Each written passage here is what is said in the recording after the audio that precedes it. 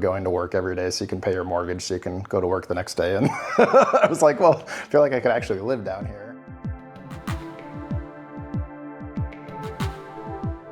Hi, my name is Michael Swomey. I'm from Denver, Colorado currently. I grew up in Wisconsin, also lived in Seattle. 3 years ago, I was looking for a vacation and needed a break. Actually stayed in La Cruz, just the next town over here, the first time, and was like instantly in love with it. Was like, the beach was super calm, all the people were super chill, all the food was good. I was like, this is amazing. And then, saw all the condos, and in the US you can't even buy anything for under, 400, 500, 600,000 nowadays, probably even like a condo. So I was like, oh, well, I could maybe buy something down here. Well, I instantly fell in love with the place, so that was great. And then I was like, okay, well, let's explore what this might look like. And I also don't want to be just the gringo tourist here. So I do actually want to speak Spanish and interact, which seems like very few people actually want to do and experience the culture. Besides just feeling like I was actually living rather than just surviving, going to work every day so you can pay your mortgage so you can go to work the next day. And I was like, well, I feel like I could actually live down here. Other option where I can leave the country doesn't seem like the worst idea in the world. But then secondly, I was like, maybe I might actually be able to retire before I die and don't have to work till I die if I can afford something down here and rent it out for now, and then eventually sell my house in Denver and move down here. And so yeah, it's kind of, we'll see where it goes. I don't really know, but I love it down here. I did actually look at investments of buy another house and rent out my current house. But in Denver, yeah, you can even buy, a 1-bedroom in a less than this 2-bedroom cost. And I wouldn't have any interest in living there ever. And so this, gives me a vacation opportunity, an investment, possible retirement future, hopefully, so. Yeah. What I think is really special about this 2-bedroom unit that I bought is it has 2 amazing balconies. You can sit out there and enjoy the space, and it's also a, what they call down here, a lock-off. And so there is a studio and then a shared hallway and then a 1-bedroom. And so people can rent that together or you can rent it separately. And so, in theory, in a future retirement year, I could be living in the studio or 1-bedroom side and then rent out the other one and still have some, passive income coming in, which would be great since I don't have, a lot of retirement savings. Yeah, so while I don't live in Mexico right now, I bought just because, everything appreciates in real estate, and it seemed like the right time. I had some cash that I could put down and just had the opportunity, and I figured it was a better time now to give it a shot and, go all in for okay, I don't have a retirement account, so I'm gonna go all in this investment and have a future, living security blanket. Which is, helpful. Even, a couple weeks ago at work when I wasn't too happy, I was like, can I just sell my house and move down there? Yes, the world right now is extremely crazy. Having the ability to, a safety blanket that I could go to Mexico and have an alternative path if needed is actually quite comforting in these times of chaos.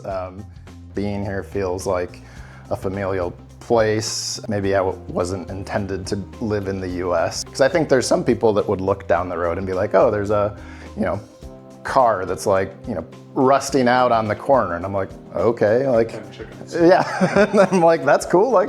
People are living their lives. That's great. And I feel like it's just a different vibe here. And I feel like I've been missing that, quite honestly, in the US. I guess seeing the unit in person has surprised me because, one, even though the pictures look great, and Susan, my interior designer, worked with me closely to do, ideas and brainstorms that I had, and I loved it. It's still even cooler in person, and so it just turned out really great, which I'm really proud of and happy. I maybe invested more than I was thinking I was going to do for interior design, but it's well worth it in my opinion to have something that I want to come to, and everything is how I would, want to have it and enjoy it myself. And I think that shows with the renters too, that they're enjoying it quite well. Each of the units has very much their own style. The 1-bedroom is based in this bright blue color and rosewood, and it's just absolutely beautiful, and it all ties together in the whole unit. Quite honestly, the studio has a better layout than the 1-bedroom that I originally bought. There's multiple areas you can use in here. So you have your living room couch area, you have your bedroom, which also has the TV, so you can sit there and watch TV during the day.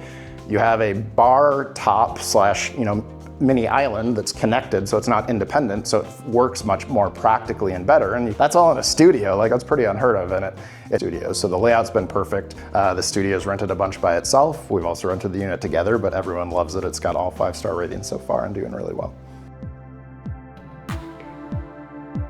There's a difference of whether you want to come here and, be a tourist, support the area, that's fine. It's very beneficial for the people in the area to, have that income. But like, if you're gonna buy something here, I would hope that you're actually interested in enjoying the Mexican culture and, diving into that. If you're not, like, I don't know that, one, you're gonna keep the unit because you'll probably at some point get frustrated with the slowness or Mexican processes or something, but I also just don't think you have a value add to the community. And like, do I enjoy the upscale restaurants here and the amazing massage therapists who frankly are like the best I've ever had? I don't know how they're so much better down here than in the US. Yeah, of course I do. But I went to Retiree Bucerías, which is just around the corner. Really fun place, really nice people, live music oftentimes. But it was fun. It was a good time, had some good margaritas, some good food. But so after that, I went and there was a football stadium and there was a big game going on because there was a big crowd. And so I asked one of the servers at Bucerías, well, what's going on? And he kind of described it as like, well, it's kind of like the neighborhood unofficial championship between the different neighborhoods for. I kind of got the sense of like bragging rights. I don't, that was kind of my interpretation at least. I said, I know the laws are different in Mexico, so like, can I get a margarita to go? And he's like in a plastic cup. I'm like, yeah. He's like, yeah, of course. So I got a margarita to go, which was great. And then I walked over to the soccer stadium and sat down, and people looked at me like, oh, who the hell is this one? Like white boy from wherever. Like, it might be the first guy that's ever sat down and watched a soccer game, but it was really fun. Families running, kids running around enjoying the soccer game. And so I watched a little bit of the end of the soccer game and went home. It was fun. So yeah, I would say for anyone that wants to come here and actually live here and purchase, my one main recommendation is come down and embrace all the little opportunities that are around you in your community and be a part of it and enjoy it and see what life is like down here and enjoy that life. Investing in Mexico, I honestly wouldn't say I have regrets or doubts. I think sometimes I'm nervous of like, how much income is this gonna make? How much will it offset?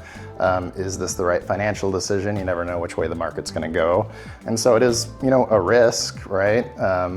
But I think the AI bubble in the US could probably be the bigger risk, and then I'd still have a house I could live with when my remaining 401k crashes to nothing or whatever. And so like in almost every regard, it still feels like a security blanket to me and a net positive. And being down here and getting to enjoy it just reaffirms that. Ironically, when I bought the unit, it was 2 months later when my work said that we can no longer work remotely internationally, and I was like, well, that's great.